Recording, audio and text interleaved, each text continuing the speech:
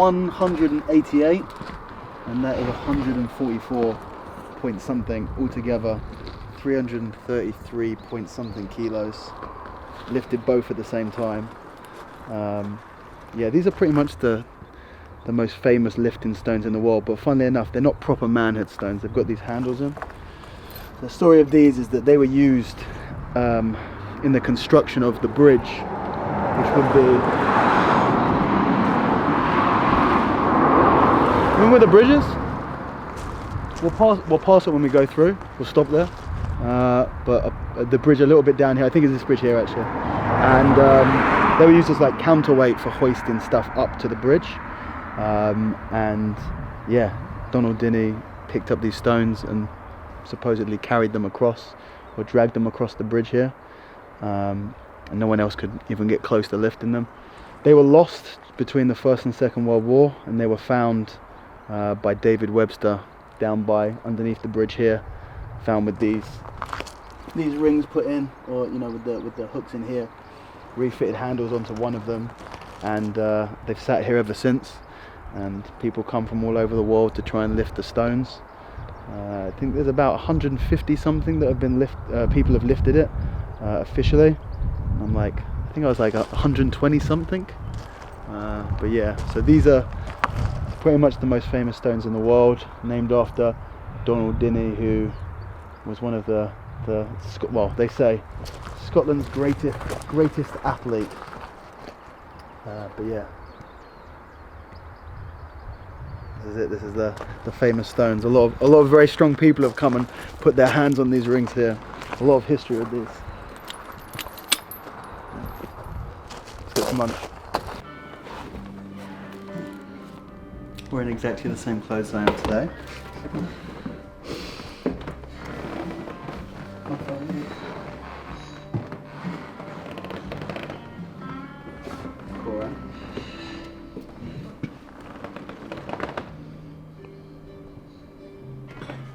I need to get that picture frame.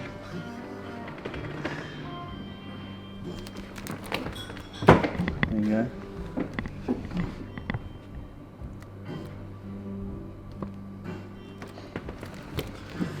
Who else is in here? Is Eddie in here?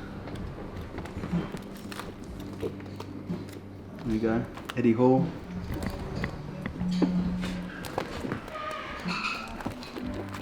Nick Best. Brian Shaw, one of the greatest strongmen of all time. We have Oberst in here, and Robert Oberst. Pretty cool event at both of these guys. Number one.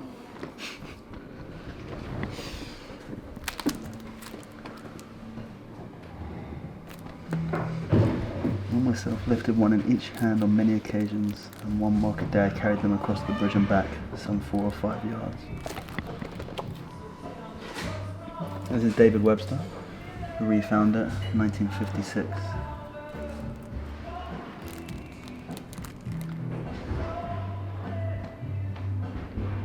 No one lifted it for 100 years.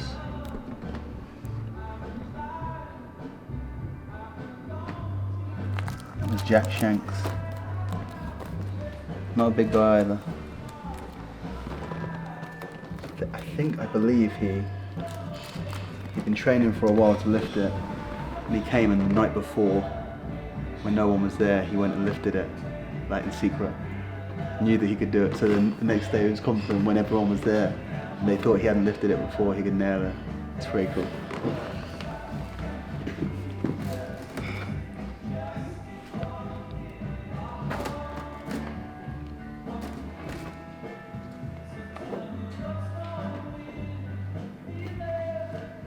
Number 132 I am. The next to the front? Yeah, and the number of, like, which number. Oh. Pretty cool, huh? That's cool.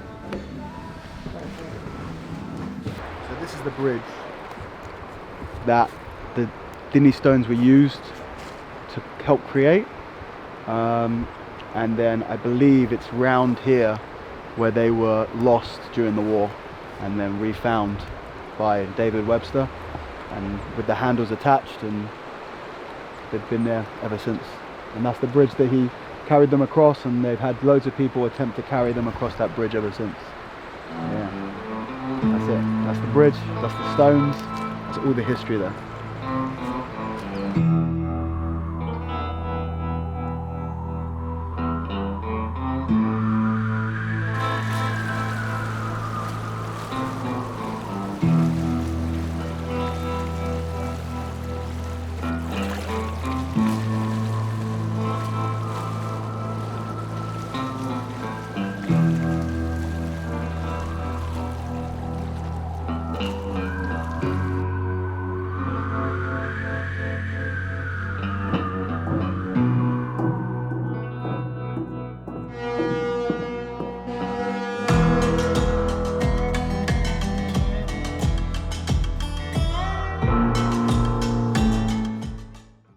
We are off after our day of travelling and seeing the sights and lifting some stones. We're now off to Aberdeen Martial Arts Group to show some people how to rip each other's heads off.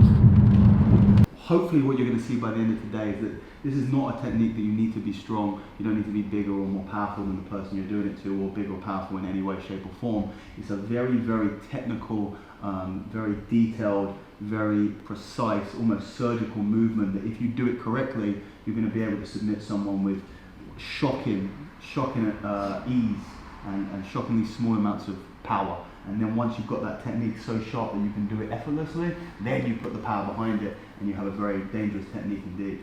The second thing is that a lot of people look at the guillotine as simply a submission, which sounds weird, but hear me out. There are some submissions that are just submissions. If you look at like an armbar, if you look at Americana, if you look at a rear naked choke or something like that, you can do things off of these movements. You know, we were looking at yesterday, you can attack an Americana and the opponent moves to defend and you take advantage of it. You can chain it to other things, you can take the back off of arm bars and stuff like that. But the position itself is just going to really be getting you the tap.